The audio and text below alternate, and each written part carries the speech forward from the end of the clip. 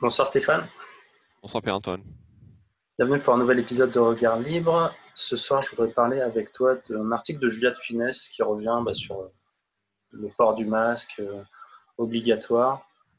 Et en fait, je trouvais cet article intéressant parce que on est passé du masque qui ne sert à rien à un masque obligatoire partout et que si Oui, tu ne portes pas ton masque, ça veut dire que tu veux tuer des gens et que un méchant.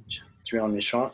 Et donc, elle fait un article, voilà, je vais lire l'introduction. Désormais obligatoire, le port du masque est pourtant moins affaire de droit que de morale, remarque la philosophe. Et pour cause, le respect de cette consigne de bon sens est devenu un gage d'altruisme et de responsabilité, au point que les récalcitrants sont pointés du doigt par les nouvelles ligues de vertu. Hmm. J'aime bien cet extrait. Ouais. Donc, On peut peut-être s'y poser parce que je pense qu'elle ouais, pose, si tu me permets, parce ouais, ouais, qu'elle bah, pose. Il y a des points qui peuvent être vus comme presque contradictoires à mon avis.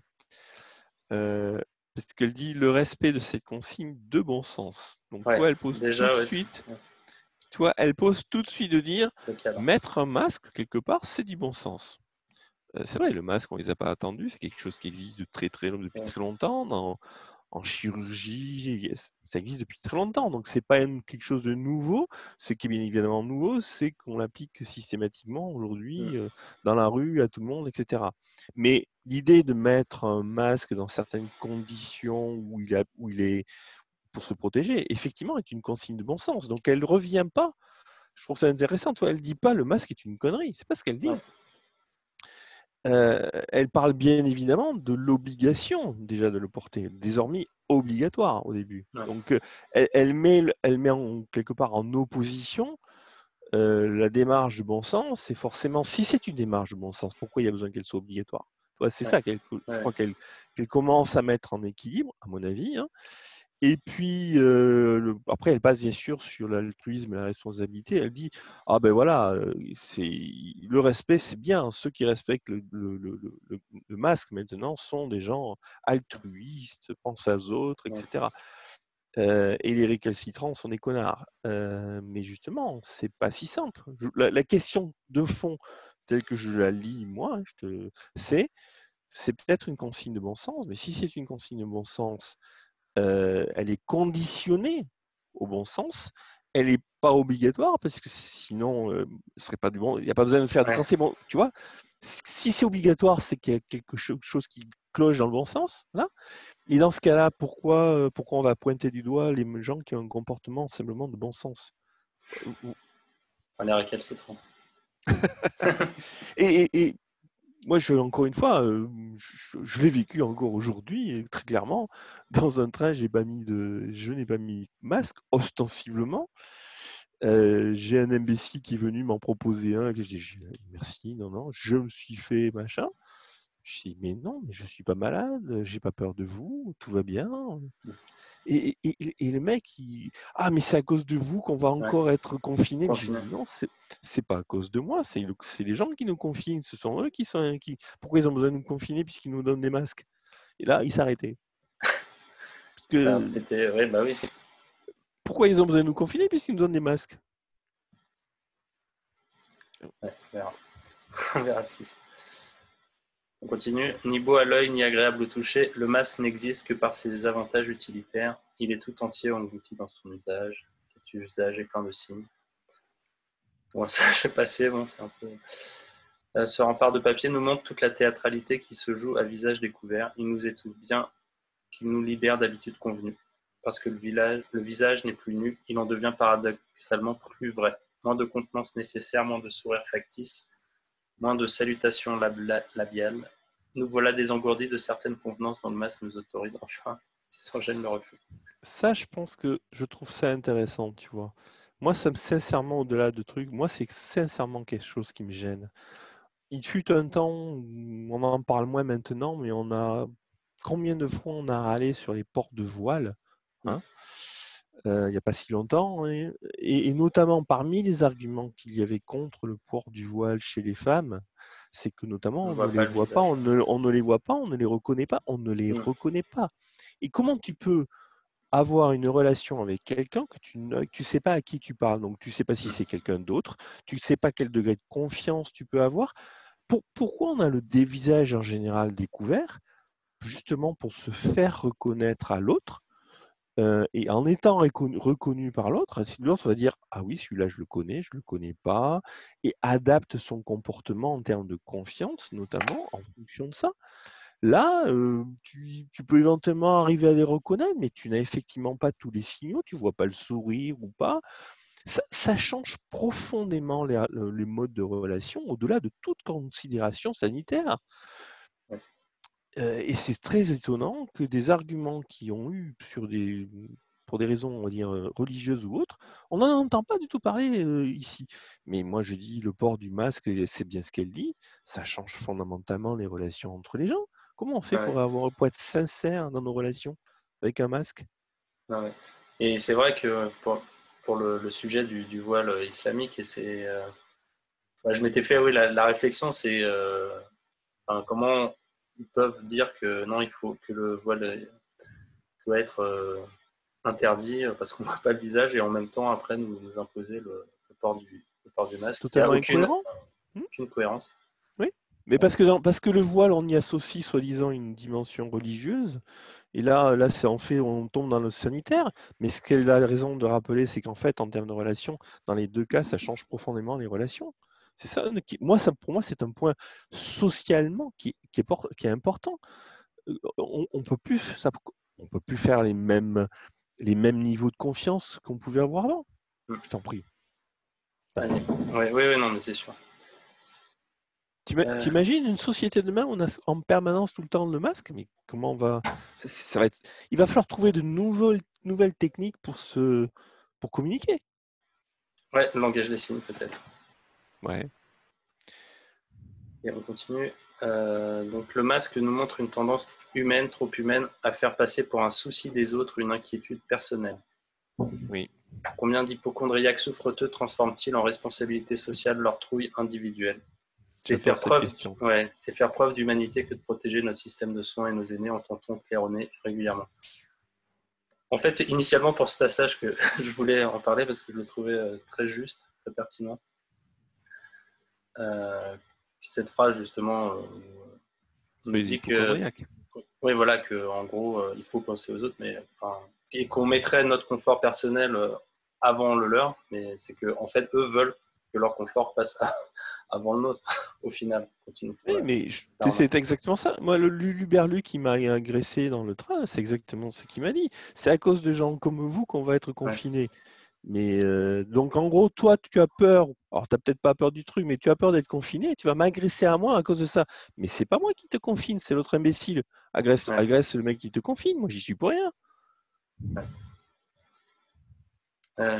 Qu'est-ce qui explique cette grandeur d'âme si soudaine alors que le personnel soignant clame depuis des années un manque de moyens? Quel bon vent d'humanisme et de responsabilité souffle subitement dans les voiles de ces bonnes consciences improvisées?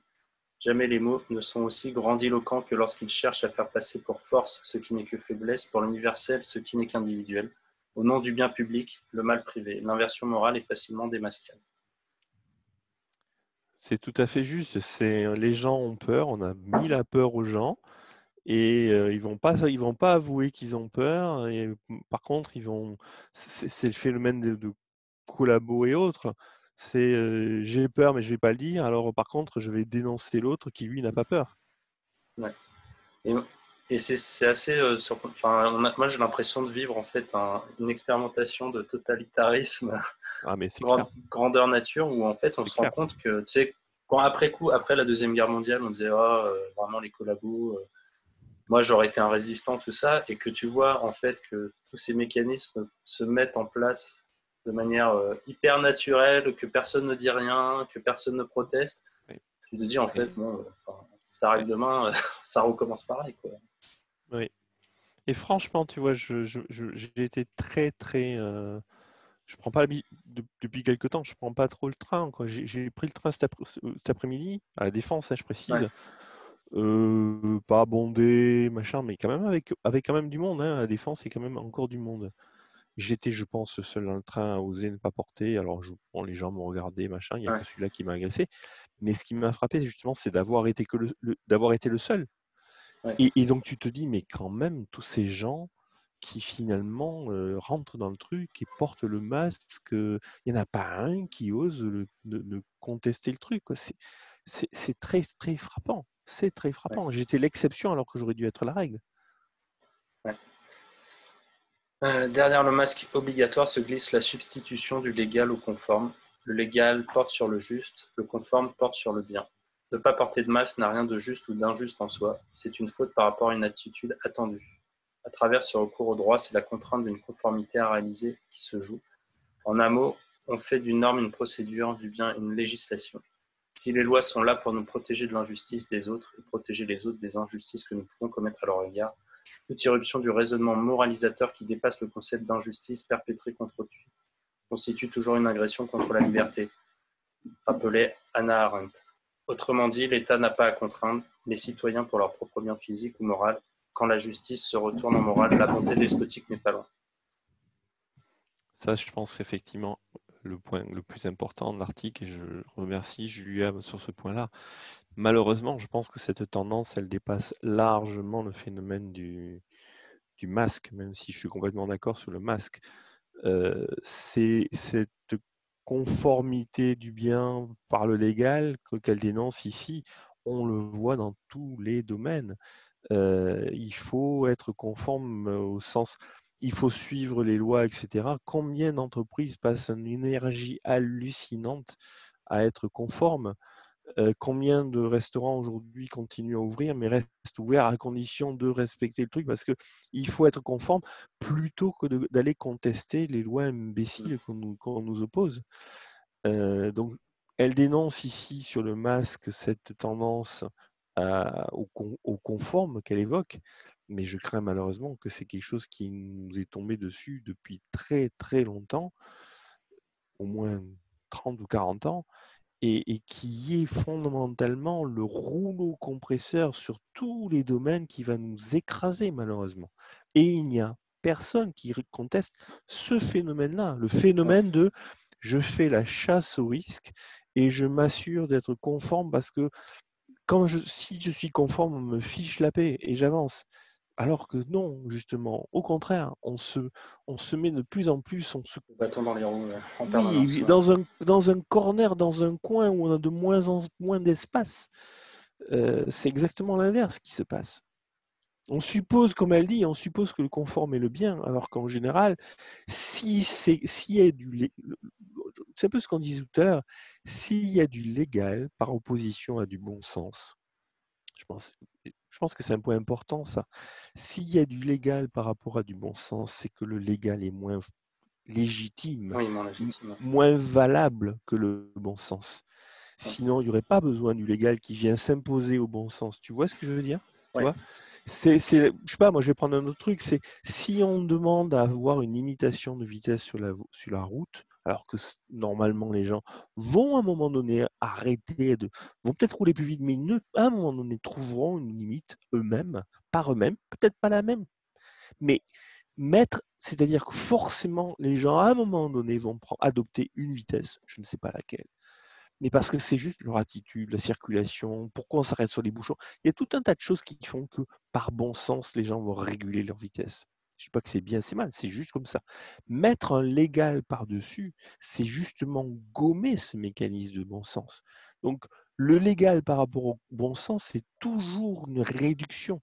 Donc, passer à partir de là au conforme, comme étant, juste comme elle le dit, le bien, c'est qu'on va mettre comme étant le bien, le gentil, le conforme, quelque chose qui est moins légitime, moins efficace et moins moral que ce qu'on avait avant en termes de bon sens. Je ne sais pas si tu me suis, mais Oui, c'est... ouais, Excuse-moi, hein, ouais, non, mais c'est un c'est un peu comme point... aussi non, c'est pas le sujet, mais sur la tradition, où on dit un peu la tradition, c'est justement les mœurs qui sont restées. Après, bon, toutes ne sont pas forcément bien, mais souvent c'est des attitudes et des comportements qui ont fait C'est leur ça, preuve et c'est qui ça. voilà, sont restés et qu'en fait Bien il sûr, convient bien sûr, voilà, bien on sûr. sait que c'est bien de les observer et on n'a pas besoin Exactement. d'imposer, Oui. de Alors, suivre tel ou tel.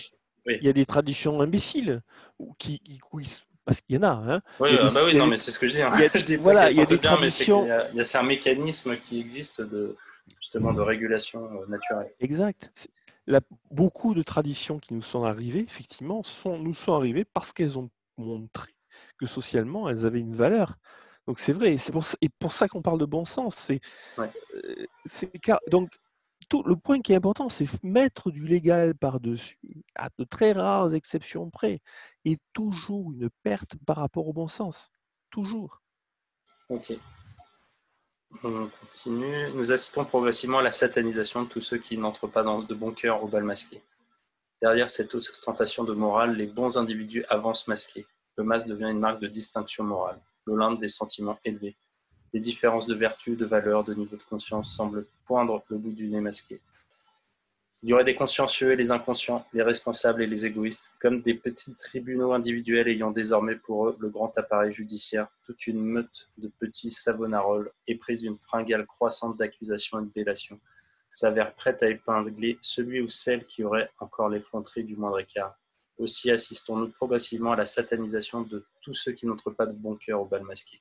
Les adorateurs du monde aseptisé ne peuvent qu'approuver les nouveaux sages, ces patrouilleurs de vertu, ces zélateurs du risque zéro, et montrer du doigt désinfecter les vivants, ceux qui acceptent encore de composer avec les aléas de la fatalité et les contingences d'une plus grande liberté. Si je la fais courte, parce que là c'est du Ouais, littéraire, ouais, c'est le politiquement correct, tout ouais. simplement. Ce qu'elle dénonce, c'est le politiquement correct.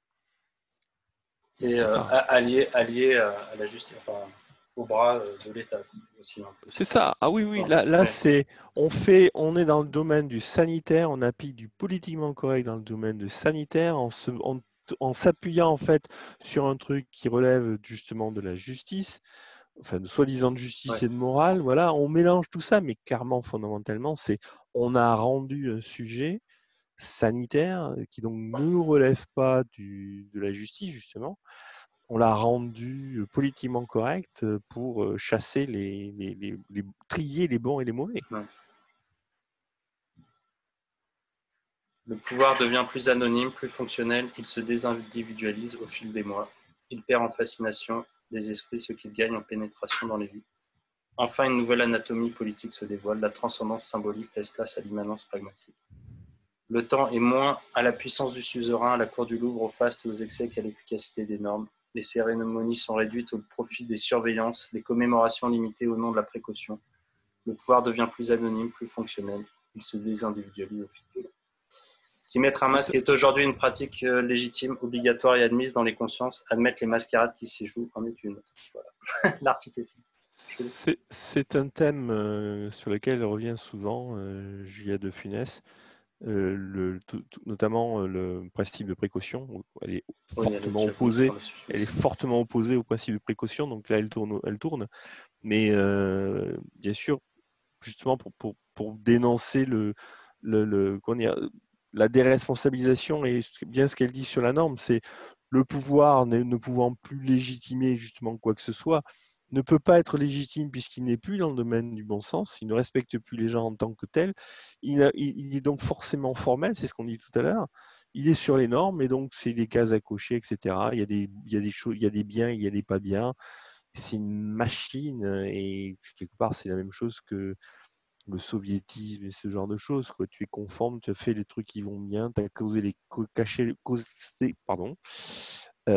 les cases, excuse-moi, voilà, et tu as un rouleau compresseur qui te dit, et personne ne doit sortir de là, sinon forcément, c'est pas qu'il a une idée, mais c'est qu'il est forcément pas bien, c'est aussi simple que ça. Mais c'est vrai que ça, enfin, moi, vrai, ça fait vraiment peur parce qu'on ne voit pas du tout comment. En fait, on est tellement dans l'émotion que même ces personnes, voilà, quand tu es tout seul à se dire je ne vais pas mettre mon masque et que tout le monde autour de toi a un masque et qu'en gros on va te dénoncer, qu'est-ce que tu peux faire, enfin, à mon avis. Dans, dans la réalité, il y a Euh, la probabilité que tu te conformes et enfin, Bien sûr, par rapport à la bien masse, tu vas sûr. être obligé au bout d'un moment de t'y conformer. Malheureusement, oui. La raison pour laquelle je ne l'ai pas mis dans le train ce matin, c'est d'essayer justement, c'était pas pour avoir un guignol qui vient m'agresser, mais c'était au moins pour dire aux ceux qui m'ont regardé, dire, vous voyez, moi j'en ai pas. Pourquoi vous en avez un, vous? Moi, j'ose ne pas en avoir. Et vous? Donc il faut oser, osons résister. Tu sais ce qu'on dit souvent, hein, c'est toujours la même chose. Il faut oser contester, il faut Ouais. oser dire les choses. Oui, Ça bien sûr commence qu'il faut par le, oser. ouais. Ça commence par le C'est discours, des petits actes posés. absolument, c'est le truc il faut contester le politiquement correct, il faut remettre les choses dans ce qu'elles sont, il faut contester, bien sûr, évidemment. C'est la base, c'est ce qu'on essaie de faire ici. Ok. Bon, bah, très bien, merci Stéphane. Je t'en prie.